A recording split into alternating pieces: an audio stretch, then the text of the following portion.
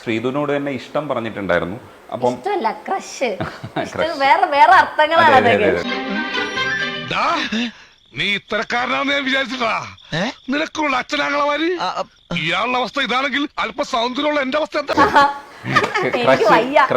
പ്രേമമോ അമ്പടി ജിഞ്ചിന്നാക്കടി പോവുമല്ലേ, കുറച്ച് ദിവസം കഴിയുമ്പോ ക്രഷ് പോവും. അങ്ങനെയല്ലേ ക്രഷ് വാക്കിന്റെ അർത്ഥം?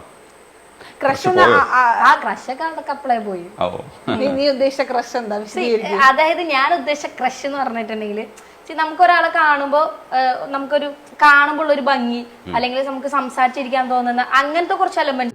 എടി പെമ്പിള്ളേരായ കുറച്ച് അടക്കൊതുക്കൊക്കെ വേണം. അതെങ്ങനെയാ? നീ ആണാണോന്ന് എനിക്കൊരു സംശയം ഉണ്ട്.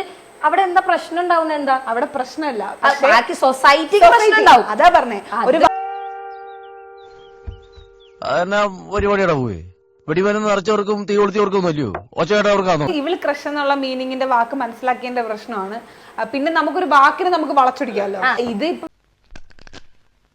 പുറത്ത് ഇപ്പൊ ഞാൻ പുറത്തിറങ്ങിയിട്ട് ഫിനാലെ കഴിഞ്ഞു 1 വീക്ക് ത്രൂ ഔട്ട് നമ്മൾ ഒരുമിച്ച് തന്നെ ഉണ്ടായിരുന്നു. എല്ലാരും കൂടെ ഒരുമിച്ച് ജായിന്റെ സ്ഥിതിക്ക് ഒരു കുടുംബ ഫോട്ടോകളൊക്കെ എടുത്തിട്ട് പോടേ. എന്തൊരു വർക്കിച്ച ഫ്രെയിം ചെയ്ത് വെക്കാം, എന്തൊരു ചില്ലിട്ട് വെക്കാം.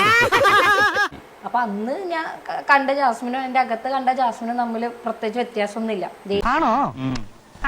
അനുഭവമുള്ളവര് പറയുമ്പം വിശ്വസിച്ചല്ലേ പറ്റാണ് ഞാൻ പറഞ്ഞത്. റസ്മിൻ ഒരു കാര്യം കൂടെ ഉള്ളത്, ഇപ്പൊ ജാസ്മിന് PR വർക്ക് ഇല്ല എന്നുള്ളതായിരുന്നു ജാസ്മിൻ പറഞ്ഞിരുന്നത്. പക്ഷെ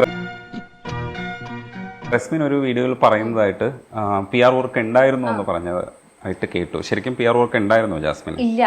ആരാത് പറഞ്ഞേ? എടോ ഇതൊക്കെ ആരെങ്കിലും പറഞ്ഞിട്ട് വേണോ?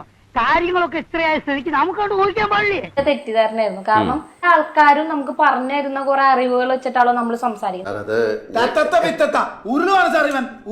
എനിക്കറിയില്ല സാർ. ഇപ്പൊ ജിൻഡോക്കുള്ള PR വർക്ക് ആണെങ്കിലും വേറെ പല കണ്ടസ്റ്റൻസിന്റെ PR വർക്കിന്റെ കാര്യം, അതുപോലെ തന്നെ ജാസ്മിനും PR വർക്ക് ഉണ്ടെന്നുള്ളത് എന്റെ ഫ്രണ്ട്സ് വഴി പറയുന്നുണ്ട്. പിന്നെ നമ്മൾ ഈ വീഡിയോസ് ഒക്കെ കാണുമ്പോ ജാസ്മിന് ഭയങ്കരമായിട്ട് ഞാൻ ഇറങ്ങുന്ന ടൈമാ. അപ്പൊ ഇറങ്ങുമ്പോ നമുക്ക് അതിന്റെ അകത്തുള്ള വിവരം വെച്ചിട്ട് ബാക്കിയുള്ളവർ പറയുന്ന ജാസ്മിന് പറ്റ നെഗറ്റീവ് അങ്ങനത്തെ. ഇവൻ നിനക്കൊരു പരാജയമാണ് എന്നും, ഐ മീൻ ലോക പരാജയം.